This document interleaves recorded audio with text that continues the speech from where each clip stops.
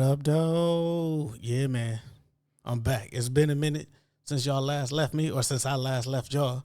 I think I left in the middle of the Kendrick Drake thing. I don't even remember for real, man.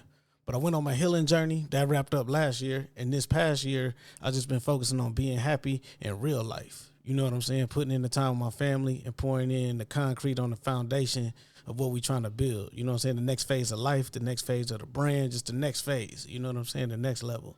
So this time around, I'm striving for efficiency over perfection. And most importantly of all, man, I'm trying to get back to having fun.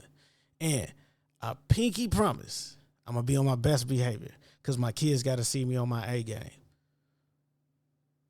We back to it. Mr. Gross, how are you today? Oh, good, Vaughn. How are you? I am doing wonderful. I wanted to take this time to come and hang out with you and really be your backbone for just a couple of minutes. So you've been You're my backbone for life, so I guess I can give you a couple minutes. Give me a couple of minutes. All right. So you've been in a hiatus. You've been doing Somewhat. doing a little regrouping, right? Yeah. Recalibrating. So we're gonna call this the coming out episode. Okay. And I just wanted to do a interview just to get your take on what it feels like over this little period of time when you Year and a half. step back and regrouped, and now you want to know what it's going to be like moving forward. Mm-hmm.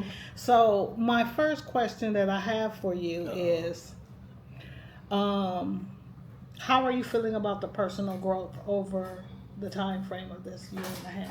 What, being away from the podcast? Yes.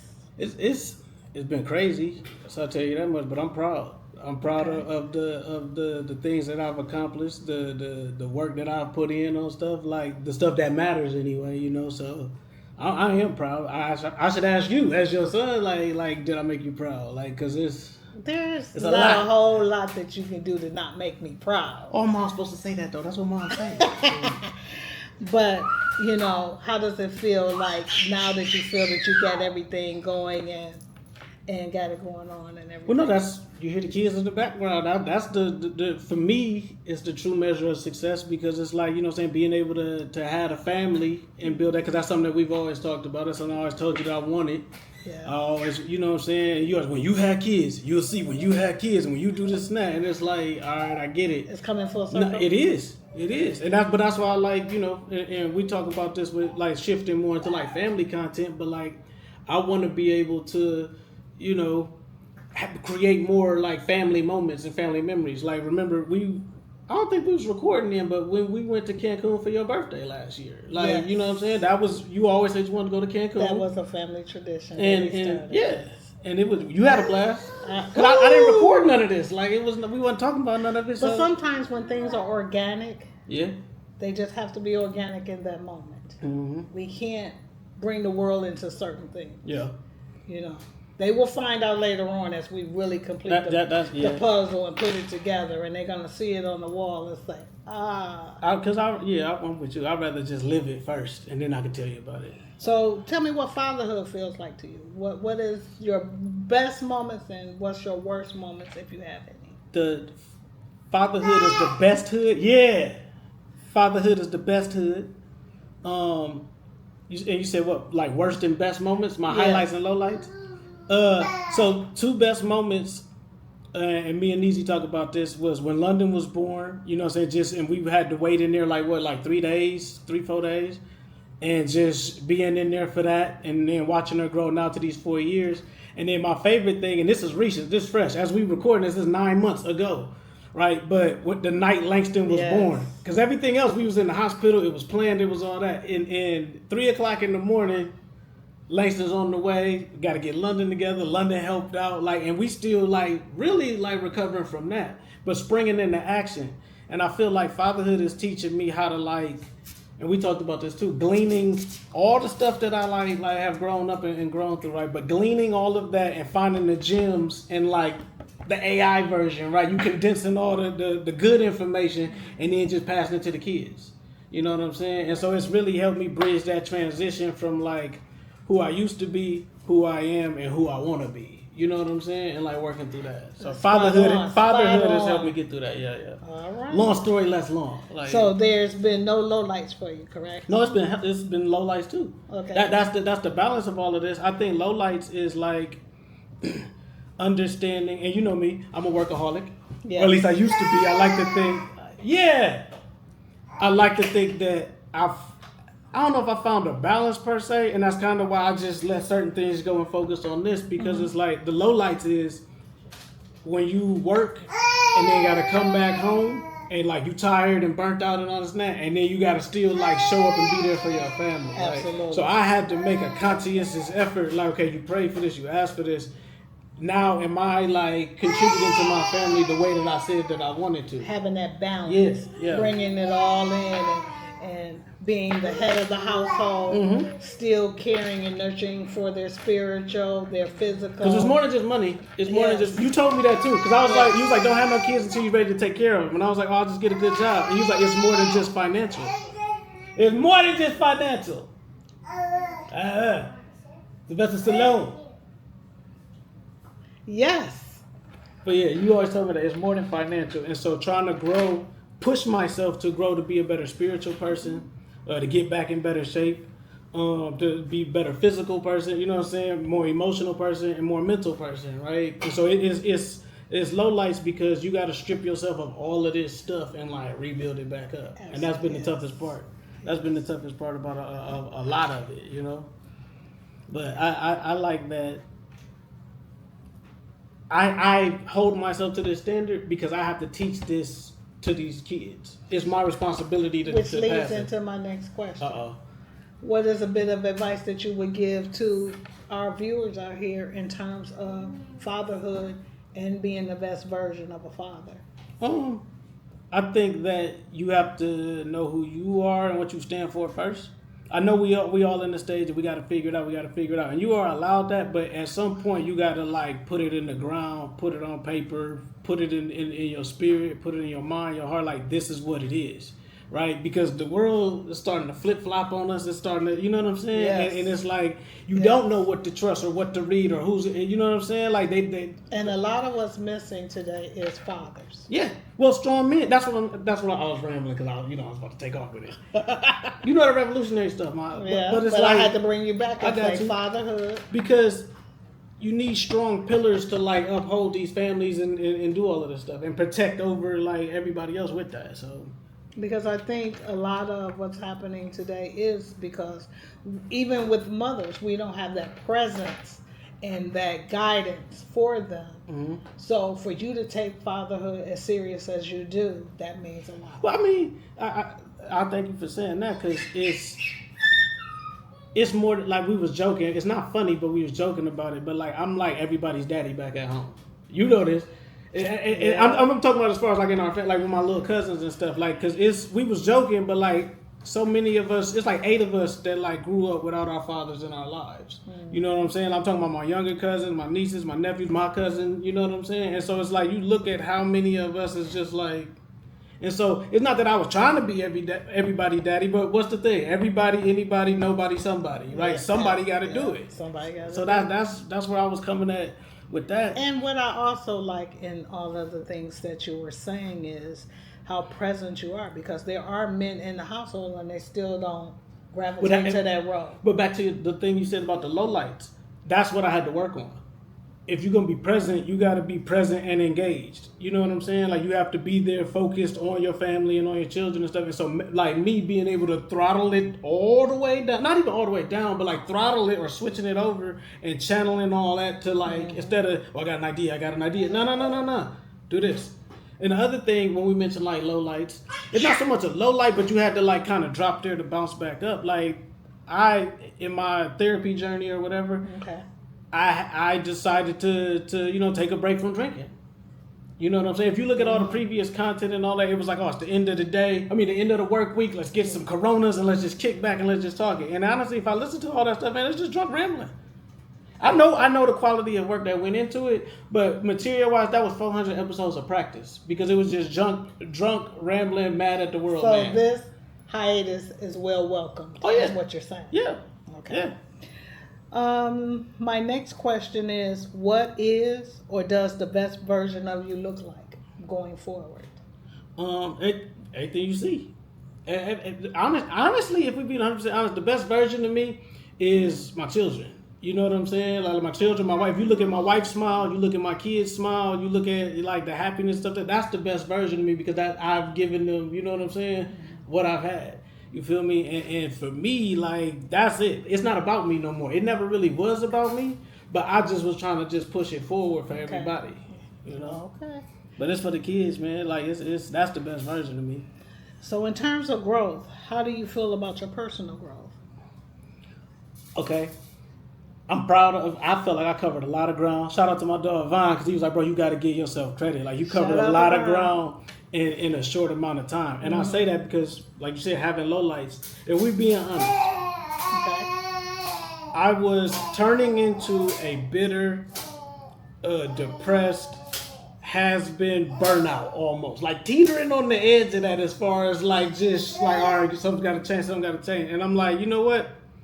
Nah, like my kids got to see, like, you know what I'm saying? They don't need to hear stories about how cool their daddy was and no, they need to like see me be that dude now, right? And so I was like, I got to do that. And so London, we always joke because like we pick Marvel characters and all that. And it's like, oh, daddy is Iron Man. I'm like, no, but like I'm really Iron Man. You know what I'm saying? Like, so it's like I can't teach my kids to get back up and do X, Y, and Z if I'm not gonna get back up and do X, Y, and Z. And honestly, we talk about growth. You've been on the roller coaster ride, and I just want to say this because my platform has always been about chasing your dreams. Yes. Do you know what it is like to sit on the couch, say, "Oh, I could do this, I could do that, I could do that." I'm talking way when I was back in Farmington Hills. I was 2013. I'm like, "Oh, I could do that. That ain't nothing." To go from an idea on the couch to move to another city, don't get your opportunity, have to wait 7 years. Another state. Well, another state.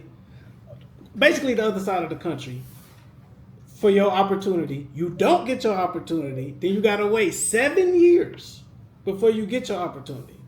Then you get your opportunity. You don't even run it, you just play it cool and learn and be humble and do all of that. And then you find your opportunity, like to get your shot off. They reject your shot. You like, all right, you get back on defense, right? You move on. Then you look back and they done used your whole thing.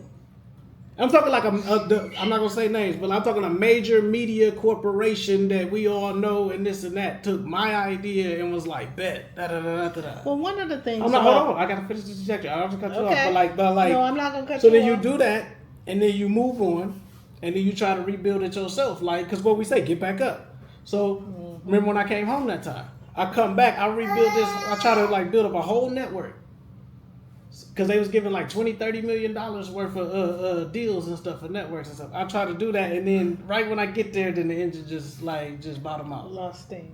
And that's where I was like, okay, well, instead of trying to drag it along, I just got to like take it all the way apart and put it all the way back together again. And that's what's been taking so long because I have to make sure I got the right pieces. You know? But I want you to understand that taking so long is really not that. Sometimes our journey has to take detours. Mm-hmm. So I wouldn't say that you just stopped it. You just had to take some temporary detours to get back on track. Well, it's ballroom dancing. Sometimes you got to take 2 steps back to move a step forward. Then you got to spin right up out of it. Yes. Woo. So, always remember that you are on this journey, and now you have a team, your family. Yeah. And you want to always stay on that journey. Sometimes y'all got to step to the side and build a campfire. Yeah. Sometimes y'all gonna be in the hotel. Sometimes you may. And hold on, I hope not. Look. Well, I'm talking about on the journey. Okay, I'm on the journey. At Value City, getting refrigerator boxes to make a little refrigerator box village. Just on the journey. Look, man, I gotta work every damn time. But hey, I already know. We gonna go sleep on your couch before we sleep underneath a bridge. I would be remiss if I didn't ask you these questions right now. Are these the tough questions? Those weren't the tough questions before? No. This the tough ones? No, none of these are tough. This is everything that you know to be true. Okay. Your queen that you're married to. Tell us about your queen. You already know what the definition of a queen is. I mean, what we all say, what's understood don't need to be explained, but like, I feel like it has to be explained because of how valuable she's been. You know what I'm saying? My wife has been like my number one, been my partner, my and better let them half. know who your wife's name is. They know who Niecy is. Okay. No, because you are on a hiatus. Hold on. So some people might forget. Tab over. Go to Naturally Nay on YouTube and forget about me. Okay, forget about everything that we talked about over there because that's what's really been going on. If you go watch her stuff, you'll see me in the background and all of this. Now, I've been producing and just helping, you know what I'm saying, from behind the scenes. See the real MVP. So if you want to know about my queen, I could tell you, or you could just go follow her vlog and book with her travel and do her natural hair care. Because look, I'm about to be 40 and I still got all my, you know what I'm saying, everything's still moving up here. You know what I'm saying? So that's what, like, I'm just saying, because sometimes people wear the hat because they like, oh, they're stressed out. No, still going, still spinning. Hurricane season still in. I like this repping of Detroit too. Well, so can we talk about that for a minute? Yeah. Once again, we're gonna be wrapping it up, but one of the toughest things that I've had to learn, and we've talked about this, is detachment. And I think that having to like being from Detroit, being a part of Detroit, you know how much like I care about like my family, my community, and doing all this and that. But like really like care about your roots. Yeah. And so to have to understand that, okay, well, you can't hold on to this and reach for this at the same time has been the toughest thing for me to, like, that's really been like my issue for everything, right? It's like, okay, like I love this so much, but also like need to go for this. You know what I'm saying? And so like one of the good things was being able to go back home. What I love about being at home, and I told this, at home when I'm, you know this, people only call me by my real name. My family only calls me by my real, and I love sitting in the room, being in the room with them, and everybody's calling me by my regular name. Like, just because like it's I know I trust these people. I know these people know me. And then even last time when we was up there, just being able to kind of kick back and just let everything kind of exist. I wasn't even trying to like be Mr. Big Shot and all of that. And I'm just sitting there, and everybody comes sitting next to me. When you come home, everybody, it's like the king has come home. You saying like that? I experienced that because you come back to the castle, and, you know, it's in the hood. But these her words, not mine. But the castle, you come home and you just get nothing but love from them. Everybody knows you're in town, and not everybody. Well, the important people. Yeah. Okay. Well, they know that you're in town and stuff, and you come in and you slide out. But I understand those reasons, and I get it. But, you know, being home is a totally different experience when you come home. Yeah. Because now this is your home here, Houston, Texas. Mm-hmm. So is like your new home. And it's been your home for over 10 years. Mm-hmm. 12, going on, Yeah. So, but like you said, accepting that though. Yeah. Accepting that. And I think I finally got to that point. Being able to go back home still always gives me like a burst, because it's like, nah, like, like, you know what I'm saying? I'm here. And what I always appreciate is I used to be like, Mom, why I ain't go to private school, or why we ain't move to the suburbs? And you was like, nah, like, cause I want, like, when you become successful, nobody will be able to say, oh, nah, he wasn't from this and that. They're like, nah, you really like put me through that fire, so to speak. To be and like, you worked hard. You will definitely be the one that has put in the work. Mm-hmm. Okay. Nobody handed it to you. You figured it out for yourself. Can I talk about this? Because I was waiting for a camera to have this discussion. But you my mom, so I want to understand this too.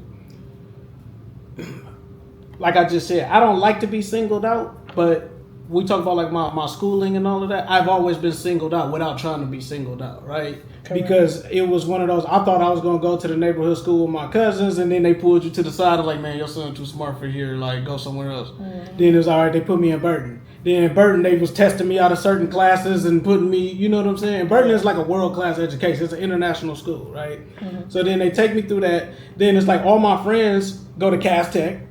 Mm-hmm. And then they pulled you to the side like, nah, we don't think he should go there. He would be on a fast track to go here if we put him at CMA. And it's like, all right, I guess I get to CMA. They pull me out of those classes like, hey, we got these scholarship programs and stuff we think that you should. And I'm just chilling. I'm in the back of the classroom, cutting up, doing this, doing that, whatever, right? And then it's like, okay, you get a scholarship. I go to college. I'm the only person who went away, you know what I'm saying, to school. True. Then I come back home because all my college friends are still in school, and I'm living on Farmington Hills now. Yeah. So I say that to say I've always been like, I don't say pushed to the side or whatever, but it's I've always been 30 days after you graduated, you got your job. Yeah. Well, that was just God's favorite because that's. Well, you always want that. For sure. But that's praise to the Most High. Yeah, all praise to the Most High Jehovah God. Like, cause that's the only reason why we even still here. Like, absolutely. What else you got for me? Because you said some more tough questions. If you had one extra hour each day, every day, what would you do with it? Every day? You get an hour every day extra. Okay. What would you do with it? I would split it into 30, so I would take another 30 minutes of sleep and another 30 minutes to take my medicine. Okay. If I could add more time, I could do that. Because I spend time with family. I only say that because like I already be like work, this, that, work, this, so every that. day you would take your medicine for 30 minutes? Yep. Okay. That's the only thing keep. I'm very proud of you, young man. So now, this is our final question. Okay. You now have a beautiful, beautiful family. Mm-hmm. Thank you, back. Of 4. What is your favorite end of the year tradition? End of the year tradition? Watching Jingle All the Way. Watching Jingle All the Way. With everybody? Well, yeah, as a family, we sit down and watch that. We do the Thanksgiving Day, Neezy cook. We watch the Lions play. We watch the parade. Then we do, for Christmas time, we do Christmas movies. And then, but we for sure watch Jingle All the Way. For sure. Okay. Oh, no, I just wanted to show my work. And this is our background song that we have that kept it going. Mm-hmm. You don't always need music. You always need your background sound. Yep. And these are our family and our journey. And this is my craft that I just made. I appreciate you giving me this time to interview you, especially the coming out version from coming out. Whoa, coming back. Okay, we're going to call it coming back. Yeah. Coming back. And away from the hiatus of getting it together, learning balance, becoming a family man, holding things down, and being the best version of you. Thank you, Mom. Appreciate you, like, for doing this, because I need a little kick in the pants every now and then. Guess what? And then in 6 months, I'll be ready for the second one to see how the first 6 months handle. Oh, it's about to be lit. You see some of the stuff we working on. It's about to be crazy. Okay, so there you have it. He's out of the hiatus and it's going down.